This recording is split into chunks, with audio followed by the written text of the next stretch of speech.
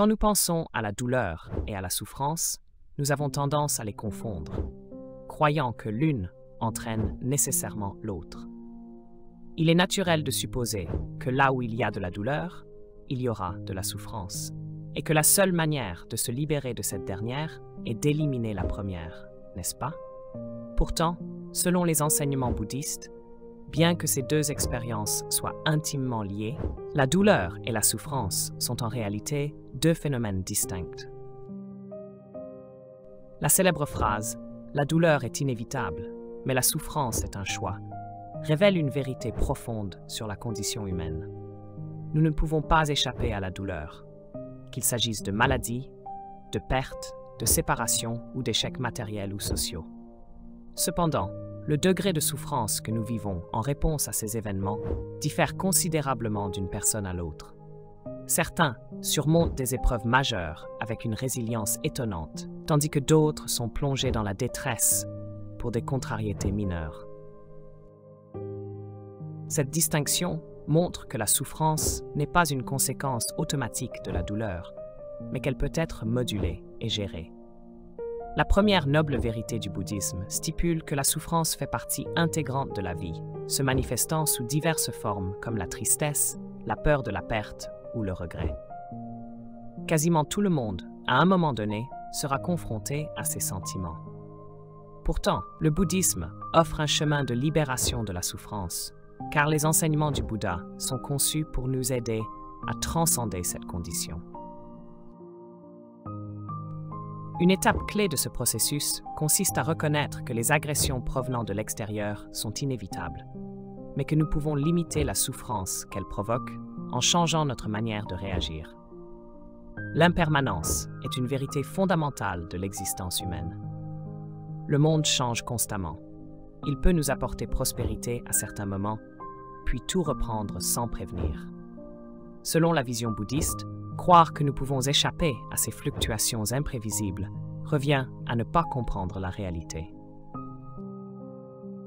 La clarté de perception est le point de départ pour sortir du cycle de la souffrance. C'est une prise de conscience qui nous pousse à voir les choses telles qu'elles sont vraiment, y compris la nature fragile et transitoire de la condition humaine. Cette vérité peut paraître plus sombre que ce que nous imaginons, mais elle nous libère également des illusions que nous entretenons sur la sécurité et la permanence. N'est-ce pas là une tendance profondément ancrée en nous? Celle de chercher à nous protéger en accumulant des biens, en accordant une importance démesurée à la sécurité et en essayant de préserver des choses sur lesquelles, en réalité, nous n'avons que peu ou pas de contrôle. Dans une société obsédée par la sécurité et la fuite de l'adversité, nous semblons avoir ignoré un principe fondamental rappelé par le Bouddha. Quoi que nous fassions, nous ne pourrons jamais échapper au déclin de toute chose. Cela signifie que, même en essayant de nous protéger et de fuir des réalités telles que le vieillissement, la mort, les catastrophes naturelles ou les pertes, nous finirons par y être confrontés.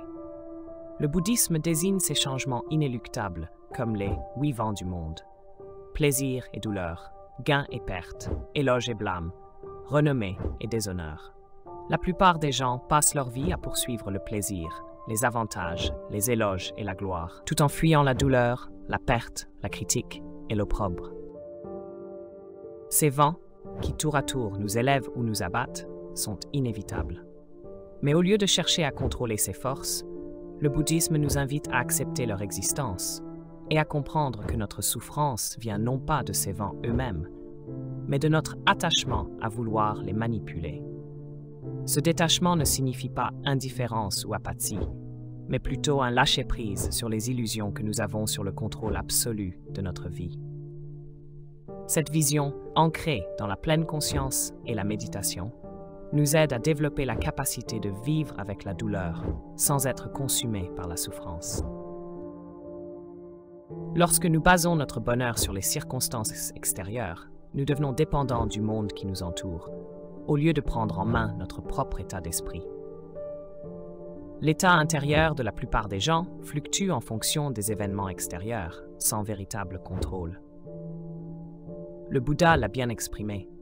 Lorsque gain, perte, renommée, déshonneur, critique, louange, plaisir ou douleur arrivent à une personne ordinaire, elle ne réfléchit pas en se disant « ce gain ou autre est arrivé, mais il est impermanent et finira par changer ». Elle ne perçoit pas ces événements pour ce qu'ils sont réellement. Elle accueille avec joie ce qui lui plaît et rejette ce qui lui déplaît. Elle salue la renommée et combat l'opprobre. Elle se délecte des louanges et fuit les critiques. Elle embrasse le plaisir et s'oppose à la douleur. Fin de citation. Le Bouddha décrit ici l'état de l'humanité, prise au piège dans le cycle sans fin de la souffrance, vivant une existence où nous poursuivons sans relâche ce que nous désirons, tout en repoussant ce que nous redoutons. Ce mécanisme engendre inévitablement du désespoir, car nous avons toujours peur de perdre ce que nous avons acquis, tout en redoutant les événements que nous tentons désespérément d'éviter. Si nous analysons plus profondément la réalité de l'existence, il devient clair que nous ne pouvons jamais trouver un bonheur véritable si celui-ci dépend des circonstances extérieures. Car chaque bénédiction porte en elle une malédiction. Toute joie contient la graine de la douleur, car elle est éphémère et finira par disparaître, et il est impossible de la reproduire à l'identique. Chaque succès comporte le risque de la perte. Une louange peut rapidement se transformer en critique, et la gloire est toujours accompagnée de la menace de la disgrâce. Ainsi, plus nous nous attachons aux biens matériels ou au statut que nous considérons désirable, plus nous nous exposons aux blessures causées par leur revers inattendu. Ce qui est frappant, c'est que toutes ces fluctuations externes échappent totalement à notre contrôle. Que cela nous plaise ou non, les événements se produisent. Nous pourrions être blessés dans un accident de voiture, agressés dans une ruelle sombre ou dépouillés de nos biens lors d'une catastrophe naturelle ou d'un conflit armé. Même en évitant soigneusement les dangers apparents, nous ne pouvons échapper aux maladies ou aux pertes imprévues. Tenter de fuir la souffrance est une illusion. En réalité, la quête pour échapper à la douleur est en elle-même une forme de souffrance.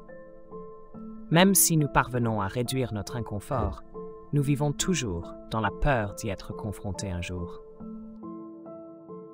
Prenons l'exemple de l'anxiété sociale. Les personnes qui en souffrent craignent constamment les interactions sociales. Une méthode courante pour éviter cette peur est de se tenir à l'écart des situations sociales autant que possible. Mais cette stratégie ne fait que maintenir la peur, voire l'aggraver. Éviter ces rencontres alimente une angoisse latente, souvent plus douloureuse que l'interaction elle-même. Au fond, ces personnes savent qu'elles devront un jour affronter une rencontre sociale, ce qui fait de l'évitement une forme de prison psychologique, où elles vivent dans l'attente anxieuse d'un jugement qu'elles craignent inévitable. Cette attente est comme une condamnation à mort lente, accentuée par l'isolement, un enfermement dans une solitude oppressante qui finit par nourrir plus de souffrance que la peur initiale. Les enseignements bouddhistes suggèrent que le véritable problème n'est pas la douleur ou la critique, mais notre attachement et notre résistance face à eux. En embrassant l'impermanence des choses, nous pouvons nous libérer du besoin incessant de contrôler l'incontrôlable et commencer à vivre en paix avec les hauts et les bas inévitables de la vie. Au lieu de fuir ce qui est inévitable, il serait peut-être plus sage d'apprendre à faire face à ces situations avant même qu'elles ne se produisent. C'est précisément ce vers quoi tend la pratique bouddhiste. Mais comment y parvenir? Une parabole bouddhiste illustre de manière éloquente comment nous pouvons affronter la souffrance de manière habile. Imaginez que vous marchez sur un chemin de montagne et soudain, vous êtes frappé par une flèche. Oui, cette flèche vous fait mal. Pire encore, vous voyez au loin une deuxième flèche se diriger vers vous. En prenant conscience de cette deuxième flèche, vous avez un choix. Allez-vous l'éviter ou la laisser vous atteindre? La première flèche symbolise la douleur inévitable que nous rencontrons dans la vie.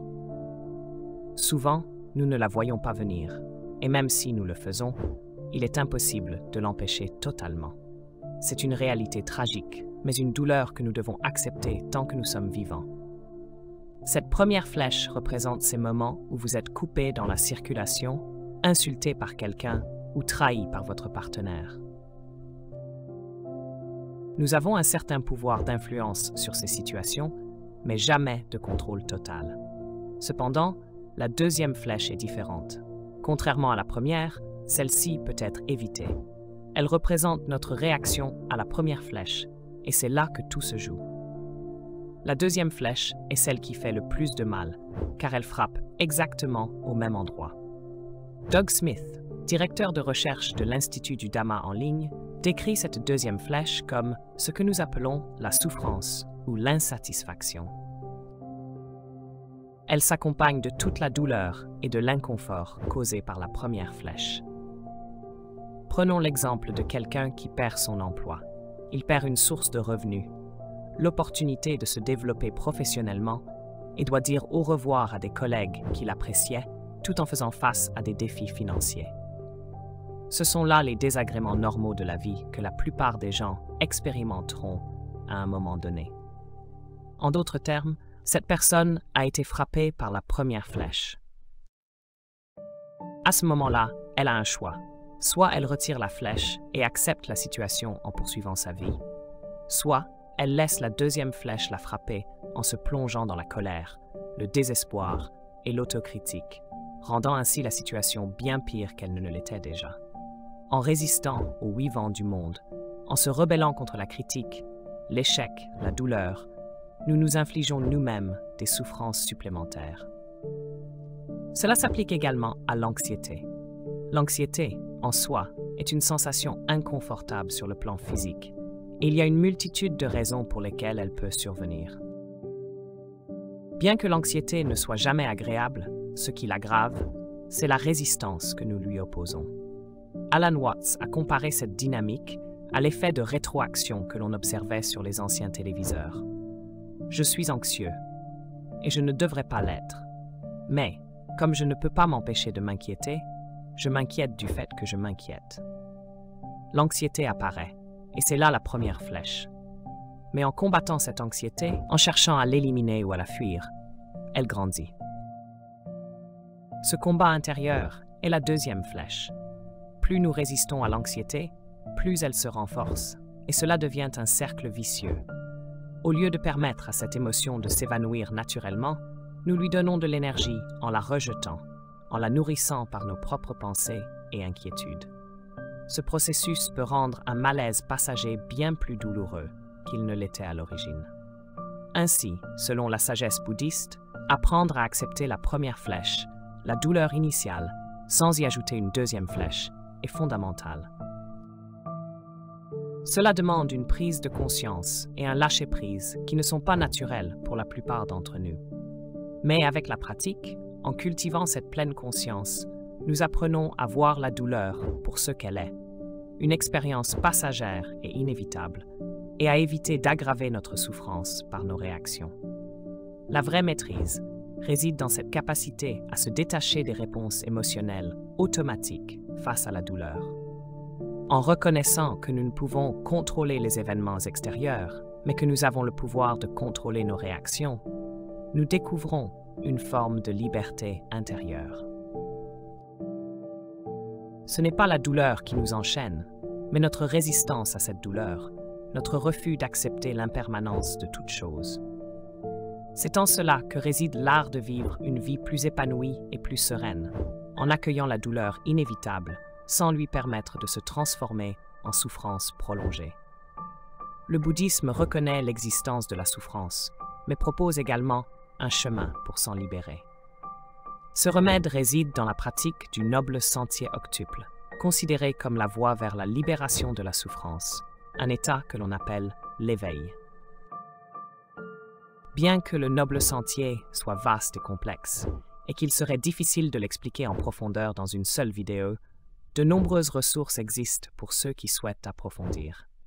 Cependant, pour conclure, explorons quelques idées bouddhistes permettant de trouver la libération face au vent du monde que nous ne pouvons éviter. Entre la première flèche et la deuxième, il y a un espace. C'est dans cet espace que nous avons le pouvoir de décider de notre réponse. Allons-nous laisser la deuxième flèche nous atteindre ou allons-nous l'éviter? Pour l'éviter, il faut d'abord reconnaître que nous avons un choix. Tout commence par cette prise de conscience. La première flèche, celle de la douleur, est inévitable, mais la deuxième, celle de la souffrance, est optionnelle.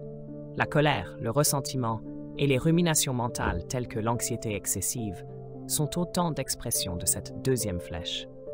Elles ne font pas partie de l'événement malheureux initial, mais elles en sont la conséquence directe. À chaque fois que nous remarquons que quelque chose nous irrite ou nous bouleverse, nous avons la possibilité de lâcher prise sur ces pensées et émotions destructrices. En comprenant cela, nous pouvons déplacer notre attention de la première flèche, celle que nous ne pouvons éviter, vers la deuxième, celle que nous pouvons contrôler et changer. Dans la pratique bouddhiste, la méditation et la pleine conscience jouent un rôle clé pour atteindre cette compréhension. En observant notre monde intérieur, nous découvrons les schémas mentaux qui nous causent des souffrances inutiles et prenons les mesures nécessaires pour désamorcer ces états d'esprit nuisibles avant qu'ils ne s'aggravent. Pour éviter d'être frappé par la deuxième flèche, il est essentiel d'apprendre à la voir venir avant même qu'elle ne nous atteigne. L'une des pierres angulaires de la pensée bouddhiste est la conscience de l'impermanence. Le terme « les vents du monde » est une belle métaphore qui illustre les oscillations constantes entre le plaisir et la douleur, le gain et la perte, etc. Rien n'est permanent. Comme l'a dit Alan Watts, le changement n'est qu'un autre mot pour désigner la vie. S'attacher à des circonstances agréables est une erreur, car c'est comme essayer de retenir de l'eau avec nos mains. Au moment où nous croyons la saisir, elle s'échappe déjà. Lorsque nous demandons au monde d'être immuable, nous nous accrochons à une illusion. Et lorsque la réalité finit par se révéler, nous ne pouvons qu'être déçus. Mais cela ne signifie pas que nous ne devons pas profiter de la vie. Au contraire, nous le pouvons, à condition d'accepter que la nature éphémère de toute chose fait partie du marché. Comme l'a enseigné le Bouddha, ce monde est soumis à la mort et à la dégradation. Mais le sage ne s'attriste pas, car il comprend la nature véritable du monde. Les moments de joie sont temporaires, tout comme les épreuves. Alors, pourquoi devrions-nous nous infliger plus de souffrance en nous accrochant aux bons moments ou en fuyant les mauvais? Au lieu de nous battre contre les vents du monde, pourquoi ne pas apprendre à naviguer avec eux, avec habileté? Si nous réussissons à surfer sur les vagues de l'impermanence, nous ne serons jamais engloutis. Chaque changement, chaque transition devient une opportunité de grandir, plutôt qu'une menace. Accepter l'impermanence, c'est aussi reconnaître que la vie, dans sa beauté et dans ses défis, est en constante évolution. En ajustant notre perspective et en relâchant notre besoin de contrôle, nous découvrons une paix intérieure, non pas en dépit du changement, mais à travers lui. Cette acceptation n'est pas une forme de résignation ou de passivité. Elle ne signifie pas renoncer à améliorer nos conditions de vie ou à lutter pour ce qui compte. Elle suggère simplement que nous devons le faire sans l'illusion que nous pouvons tout maîtriser.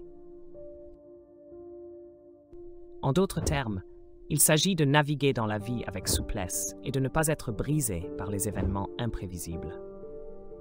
Ceux qui comprennent et acceptent cette vérité essentielle de l'impermanence vivent avec plus de légèreté. Ils embrassent la vie telle qu'elle est, sans être alourdis par les attentes irréalistes ou les déceptions face au vent du changement.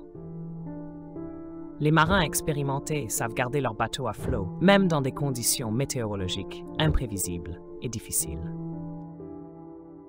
De la même manière, les enseignements bouddhistes nous permettent de passer de simples dériveurs soumis aux caprices du destin à des navigateurs avisés capables de diriger leur vie avec sagesse, peu importe les tempêtes. Le Bouddha ne promet pas une mer calme, mais il offre des outils pour ne pas être emporté par les vagues. Cette capacité à manœuvrer notre esprit au milieu des épreuves est essentielle pour maintenir une certaine stabilité intérieure, indépendamment des bouleversements extérieurs. Grâce à ces enseignements, nous apprenons à accepter l'inévitable, tout en cultivant un état d'esprit résilient, capable de faire face aux hauts et aux bas de l'existence. L'image du marin est particulièrement parlante. Un bon navigateur ne cherche pas à contrôler le vent, mais à ajuster ses voiles pour avancer malgré tout. Le noble sentier octuple et la pleine conscience qui l'encourage sont comme des instruments de navigation qui nous aident à garder le cap dans la vie. Au lieu d'être ballottés par nos désirs, nos peurs et nos émotions incontrôlées, nous devenons les capitaines de notre propre bateau. Chaque moment de vie devient une opportunité d'ajustement, d'apprendre à connaître les vents du monde et à y répondre avec discernement. Naviguer habilement dans ce monde changeant ne signifie pas que nous sommes à l'abri des tempêtes, mais cela nous permet de les traverser sans sombrer.